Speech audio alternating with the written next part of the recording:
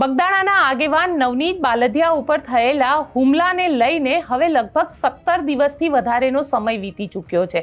આ 17 દિવસની અંદર નવનીત બાલદિયા જે પહેલા જે વ્યક્તિનું નામ આપ્યું હતું કે મારા ઉપર હુમલો કરાવનાર વ્યક્તિ આ જ છે, હજી સુધી પોલીસે ના તેને સમન્સ આપ્યું છે ના તેને પૂછપરછ માટે બોલાવ્યા છે। હવે કોળી સમાજ જે છે એ આ આખી ઘટનાને લઈને આક્રોશિત છે, કારણ કે કોળી સમાજનું એવું માનવું છે કે જે વ્યક્તિનું નામ સૌથી પહેલા આ બોલાવ્યું છે, સૌથી પહેલા જે વ્યક્તિ ઉપર શંકાની હોય છે તે વ્યક્તિને પોલીસ કેમ નથી બોલાવી, કારણ કે આ આખા ઘટનાક્રમની અંદર બે જે પોલીસ ઇન્સ્પેક્ટર છે તેમને સમન્સ આપી દેવામાં આવ્યા છે। આવતીકાલે તેમને ભાવનગર રેન્જ આઈજીની ઓફિસમાં હાજર થવાનું છે। પીઆઈ ડાંગર અને પીઆઈ KS પટેલ આ બંને જણાને આવતીકાલે ભાવનગર રેન્જ આઈજી ઓફિસમાં આવવાનું છે। તેમની સાથે SITના જયવીર ગઢવી જે છે તે પૂછપરછ કરશે, પરંતુ સવાલ અહીંયા એ ઊભો થઈ રહ્યો છે કે એક આરોપી પણ નવો પકડાયો છે। 8 લોકો જે હતા તેની સાથે હવે એક 9મો આરોપી પકડાયો છે, પણ હજી સુધી ક્યાંય પણ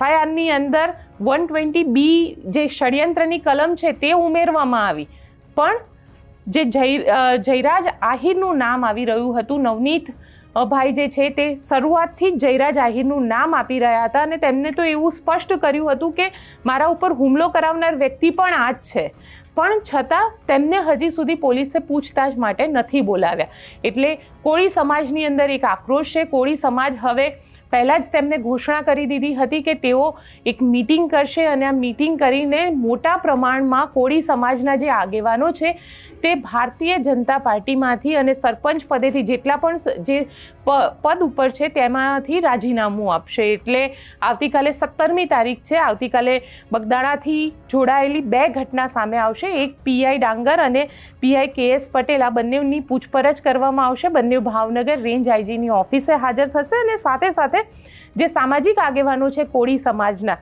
એ લોકો કાલે જે એમનું અલ્ટિમેટમ આપેલું હતું તે અલ્ટિમેટમની તારીખ પૂરી થાય છે 17મી જાન્યુઆરીએ। આવતીકાલે તેઓ શું કરશે હવે તે જોવાનું રહ્યું કે એ પહેલા SITની જે ટીમ છે એ અહીંયા જયરાજ આહિરને સમન્સ આપી દે છે, તે પણ જોવાનું રહ્યું।